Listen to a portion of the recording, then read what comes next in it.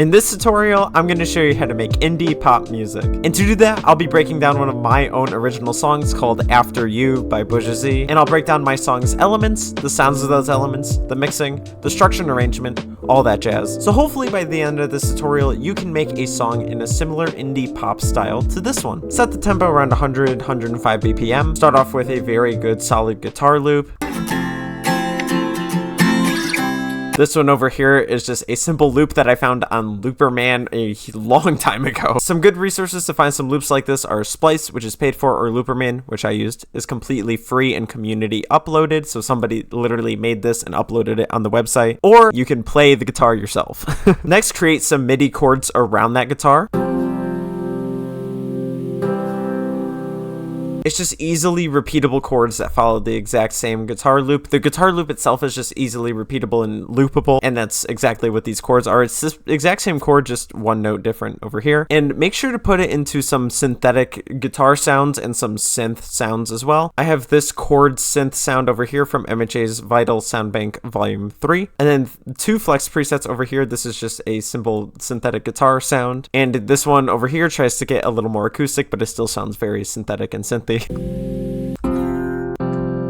main sounds that you hear are really from these guitars over here, and then this synth over here is just to add some background support and give it some more airiness and crispiness to that sound. The only mixing that I put on here is this fruity EQ over here, boosting a tiny bit of the highs over here just so that it pierces through the mix a little bit and we hear the higher ends a little bit more, and then taking out a really good chunk of the lows just because we're going to make a very prominent rolling bass line later, and we don't want these unneeded lows over here to counteract with that rolling bass line to make it sound all muddy and gross in the mix later on. So that's why we do that over here. Next, chop up those chords into a rhythm. Very simple rhythm over here. It's just chopped up into the same length of notes into a very easily repeatable rhythm. Just kind of fill up the mix in the background a little bit, make it sound less dull, and to add some overall rhythm to the track as well. We have this guitar sound from Flex that's the main principal sound behind this guitar over here. And for the mixing, the same exact EQ from earlier for the same exact reasons. Next, make a bass line from those chords. For the bass line, I just experimented with some notes in the chords and I kept it with the same rhythm as well. For example, I just took the F over oh my gosh. I just took the F over here and then I took the C from down here, and what I did is I just experimented with what notes from these chords sound good in the rhythm, and I just kind of did trial and error. I think I first started with the C and the E and that didn't sound as good, so I moved on to the F and the C down here and put them into some bass guitar presets that sound like this.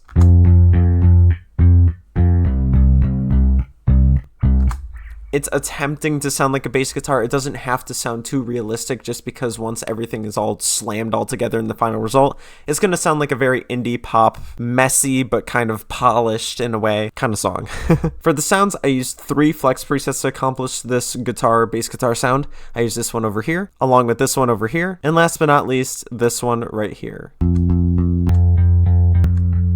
You can hear that these 3 over here really attack different frequencies. This one really focuses on the higher end and gives it some texture. This one is more for the mid end and it gives it a lot more filling up the mix qualities. And then this bottom one over here is a lot more gritty and lower, and it really helps to amplify that low end bass sound. For the mixing, the only thing that I put on here was a Fruity Blood overdrive, nothing done to it, just the preset thrown in here, just to make sure we really amplify these bass guitar sounds and really intensify it and give it some punch for the mix. Now for the drums. Now see, I didn't make this song with the intention that it was going to be a tutorial. I just figured, I'm making a song for my streaming services, I'm going to make it however I please. So I did heavily rely on loops, all 3 from Splice. 4. All 4 from Splice. If you can't acquire loops like this, either from Splice or Looperman, you can just focus on getting the individual sounds. Like for example, let's start with this one. It's very rock acoustic-ish, so you could go for like individual kicks and snares that sound like. We have another one that fits the same sort of vibe. A lot less going on in the background with percussion. And then finally one more over here, just to add some kicks and snaps. That's easily something that did not have to be a loop, and you could easily make that yourself with some kicks and snaps. Or if you want to just like punch your table and then snap, you could also just do that as well. Just to add some rhythm and texture, I added a ride loop, all together sounding like this. So very acoustic, percussion forward, a lot of like live sounds as well. And for the mixing, the only thing I put onto all of these loops is this Fruity Blood overdrive. Same reasons as the bass, nothing done to this preset, just to really give it some volume amplification and intensity, not really for distortion at all. Now for some effects, I filled up the background a lot with a lot of guitar, different sort of guitar effects. I have this acoustic loop over here with the same sort of mixing, just taking out a lot of those lows. It doesn't follow the same exact chords, and that's okay, because once you take out a lot of those lows, you can really focus on the textural component of this loop. I have this electric guitar chord over here. This is very similar to the chords that are up here. It's not exact, but it fits pretty well enough so that it's more of a bodied sound and it can really fill up the mix in the background a little more. I have this chugging guitar loop that I just chopped up a little bit.